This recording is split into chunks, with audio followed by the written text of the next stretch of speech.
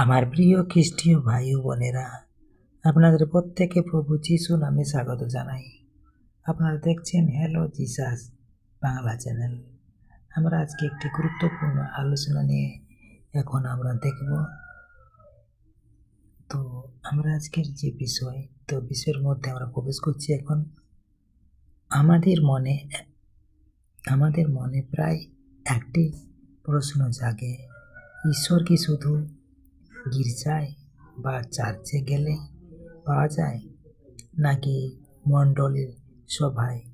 অনেকে ভাবেন, বাড়িতে একলা প্রার্থনা করলে ঈশ্বর কি আমাকে শুনতে পাবেন, না আমাকে দেখতে পাবেন?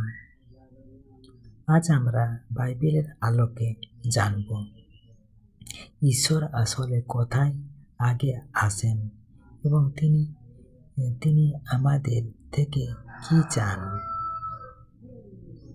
ঈশ্বর আসলে কোথায় আগে আসেন এবং তিনি আমাদের থেকে কি চান। আসুন আমরা 1 নম্বর পয়েন্টে আজকের আলোচনা শুরু করি। বাইবেলের আলোচনা। ঈশ্বর কোনো নির্দিষ্ট দালানের মধ্যে সীমাবদ্ধ নন। প্রভু যীশু সমরীয় মহিলার সাথে কথা বলার সময় একটি যুগান্তকারী কথা বলেছিলেন। যোহন 4:23-24 কিন্তু সময় আসিতেছে, বরং এখন আসিয়াছে, যখন সত্যকার ভজনকারীরা আত্মায় ও সত্যে পিতার ভজনা করিবে।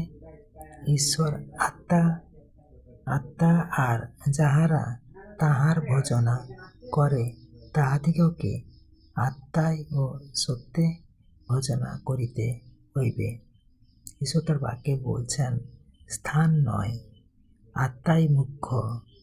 ঈশ্বর কোনো ভৌগোলিক স্থানে আটকা পড়ে নেই। আপনি পাহাড়ে থাকুন, চার্চে থাকুন বা নিজের শোবার ঘরে, যদি আপনার আত্মা এবং সত্যতা থাকে, তিনি সেখানেই উপস্থিত। গুপ্ত কক্ষের প্রার্থনা।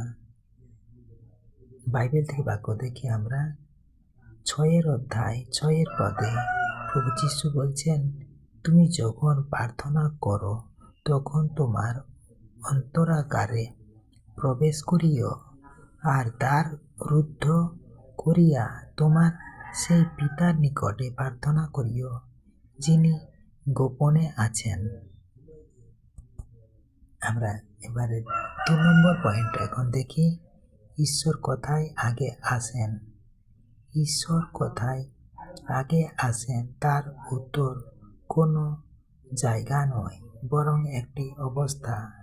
ভগ্ন ও চূর্ণ হৃদয়ে। আমরা এখন বাইবেল থেকে বাক্য দেখি গীতসংহিতা 34:18 প্রভু বলেন, সদাপ্রভু ভগ্ন হৃদয়দের নিকটবর্তী। আপনি যদি একা ঘরে বসে চোখের জল ফেলেন, তবে তিনি সেখানে চার্চের জমকালো অনুষ্ঠানের চেয়েও দ্রুত উপস্থিত হন। 2 বা 3 জনের জমায়েত।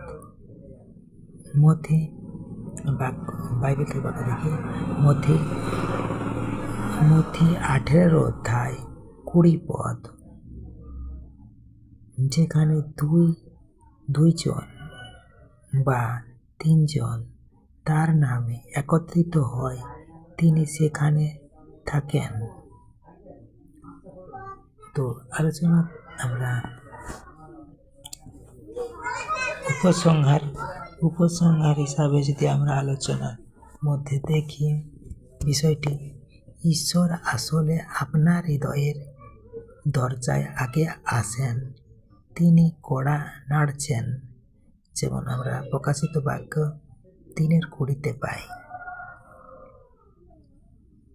ঈশ্বর আসলে আপনার হৃদয়ের দরজায় আগে আসেন, তিনি কড়া নাড়ছেন।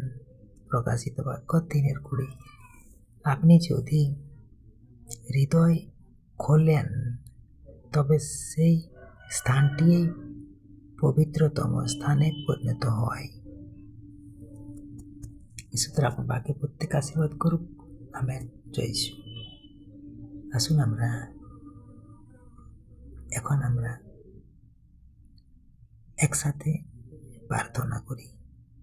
আপনি যেখানেই থাকুন চোখ বন্ধ করুন, প্রার্থনার প্রস্তুতি নিন।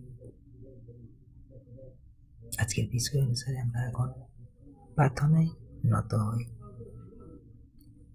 হে স্বর্গস্থ পিতা, আমরা আজ তোমার চরণে আসি। প্রভু, আমরা জানি তুমি কোনো হাতের তৈরি দালানে সীমাবদ্ধ নও। তুমি আমাদের হৃদয়ের ঈশ্বর।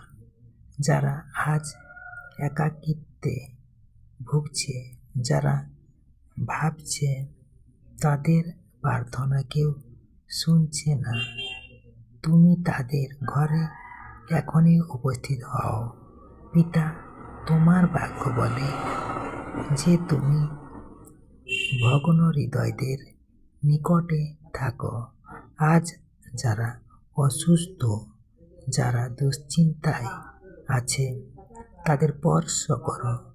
আমাদের শেখাও যেন আমরা কেবল চার্চের লোক দেখানো প্রার্থনা নয়, বরং আত্মায় ও সত্যে তোমার আরাধনা করতে পারি। যীশু খ্রিস্টের নামে এই প্রার্থনা চাই আমরা। Amen, amen, amen. জয় যিশু। Praise the lord. আমার খ্রিস্টতে ভাই বোনেরা, মনে রাখবেন, ঈশ্বর আপনার ঠোঁটের শব্দ নয়। ঈশ্বর আপনার ঠোঁটের শব্দ নয়, আপনার হৃদয়ের তৃষ্ণা দেখেন। আপনি চার্চে থাকুন বা গির্জায় থাকুন বা নির্জনে, তিনি আপনার খুব কাছে আছেন। ভিডিওটি ভালো লাগলে শেয়ার করুন, যাতে অন্যরাও এই সত্য জানতে পারে। ধন্যবাদ। জয় যিশু। Praise the Lord.